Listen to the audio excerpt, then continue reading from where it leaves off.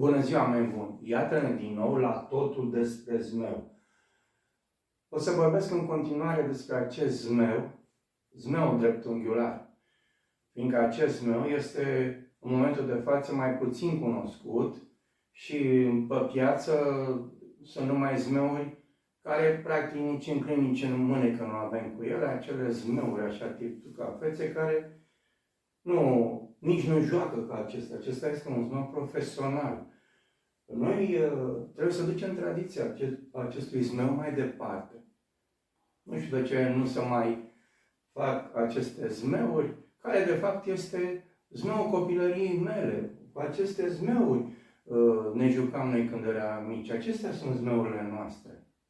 Am spus până anii 50-70, toată lumea, de la mic la mare, înălța zmeuri, numai aceste zmeuri dreptunghiulare, dar și când eram mic, noi ne jucam la început cu această cioacă, zmeul internațional, cum este declarat, și zmeul de paie, care și acela este chiar necunoscut, mai ales pe plan internațional. Și fiindcă nu se mai construiește acest zmeu, aș vrea ca eu și dumneavoastră să încercăm să facem acest zmeu în continuare, dacă nu se găsește pe piață, să-l construim noi, să-l facem noi.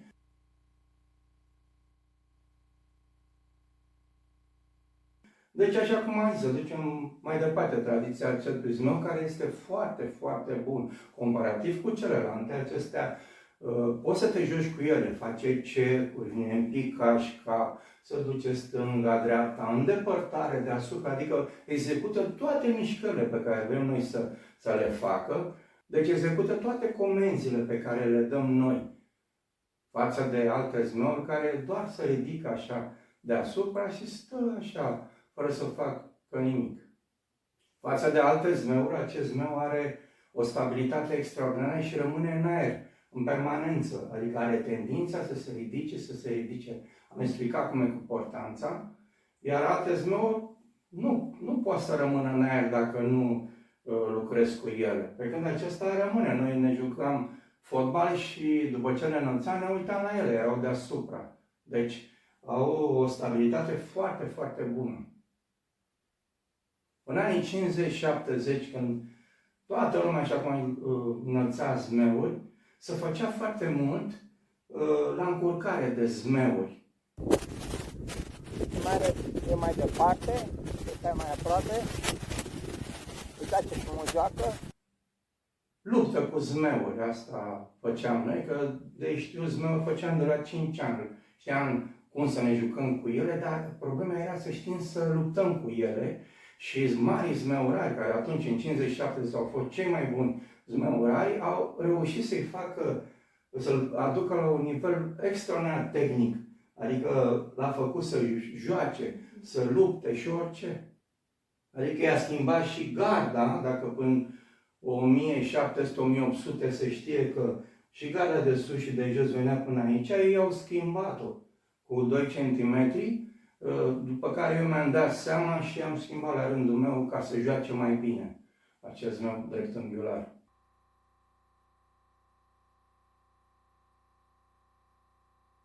Mi-aduc aminte, eram așa mic, mă trimitea mama la bătrâna cu borș, 50 de bani kilogramul. La nealăptare, așa ziceam noi, 1 kilogram de lapte, 1 leu. Mergeam la moșu, așa ziceam noi, cu semințe, ne făcea pe loc. La o mașină cu gaz, cu tigaia, ți le dea calde. Ce vrei? Negre cu dungi sau de bostan. Erau foarte bune, le făcea și le punea în cornete, 25 de bani cornetul. Era cel cu ciubote, tot lângă mine, repara încălțăminte. Trecea pe stradă, geamul, sau spre tingiri. Dar unde vreau să ajung? Era lângă mine, vecinul meu, bătrânul zmeurar, maestru, știa să facă zmeuri foarte bine.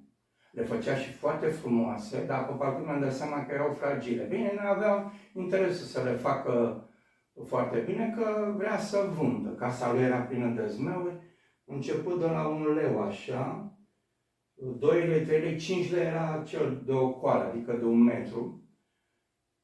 Și la comandă se făcea eventual și mai mari, dar până în 5 lei făcea, adică până într-o coală.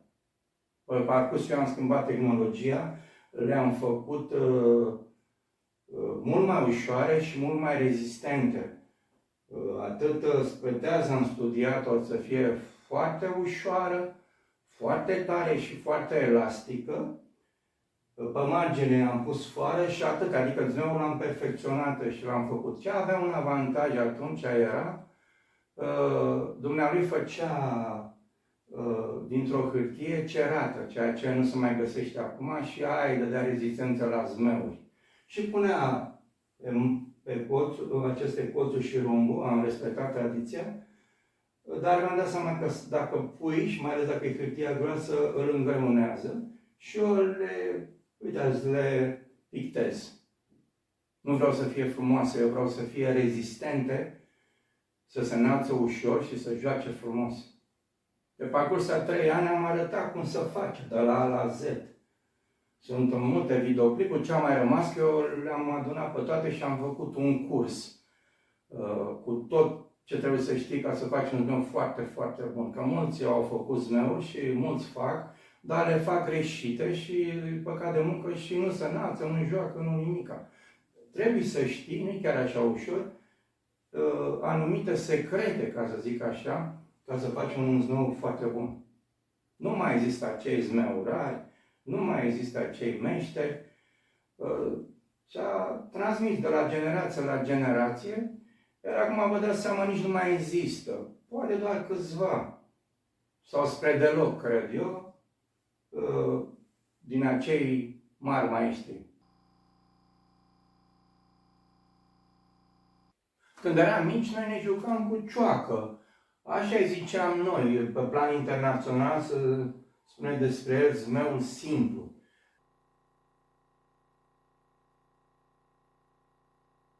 Nu-ți trebuie decât o ață, atâta tot. O ață simplă și, dacă se poate, dacă nu dintr-o călpă foarte ușoară și așa milimetric, o să rup dintr-o cârpă mai ușoară, dacă nu, cea mai bună este aceasta, lână. Deci acest zmeu și cu cel de paie, la coadă îi se pune de lână. Este foarte simplu de făcut. Am arătat cum să faci, îl găsiți. Sunt videoclipuri. Eu l-am schimbat, l-am făcut altfel, nu fac cum îl fac toți internaționali, i-am mai pus o cută. Tot ce fac eu, fac pentru rezistență. Iar acel zmeu de paie, țin minte când eram mic, era o fringhie așa, de sârmă la vreo 2 metri și jumătate, aruncam ața peste și câte un pic, îi trăgeam, se ducea, până se înălța. Aruncam ața înapoi și toată ziua ne jucam cu el.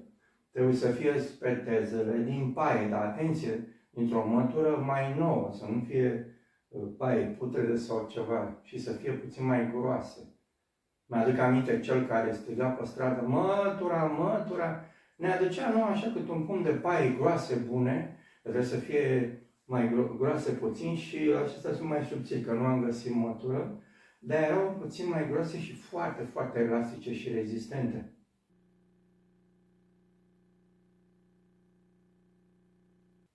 Cioaca să înalță este cel mai greu zmeu de înălțat cioaca, dar mulți aleargă cu el, nu se aleargă, un zmeu rămâne pe loc, niciodată nu aleargă niciun zmeu. Ăla se înalță mai ușor și chiar acestea, chiar dacă nu bate vântul, dar la asta trebuie să bată vântul mai tare la cioacă, dar nu prea tare, că un zmeu nu se înalță când bate vântul foarte tare, nu e bine. Nu joacă. Și la zmeu de paie arată exact cum se face de la A la Z. Este foarte ușor de construit, acesta în 5 minute, acela într-un sfert de oră. Și ai un zmeu care te joci de minune. Am adus aproape, o să-i dau drumul din nou, iar o să-i dau drumul.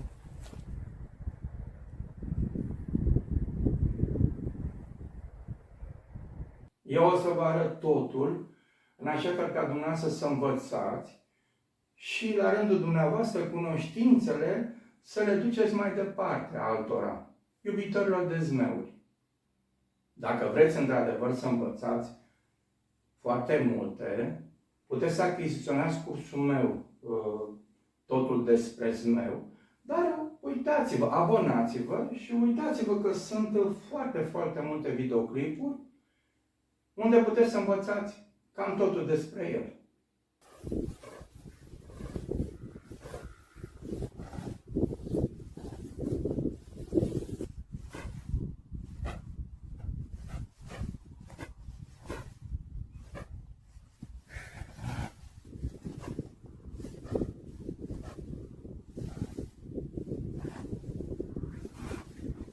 Aceste zmeuri sunt zmeurile care ne reprezintă pe noi, sunt zmeurile copilăriei mele și acestea, să nu se ducă în neant, trebuie să le confecționăm noi, dacă nu avem cum.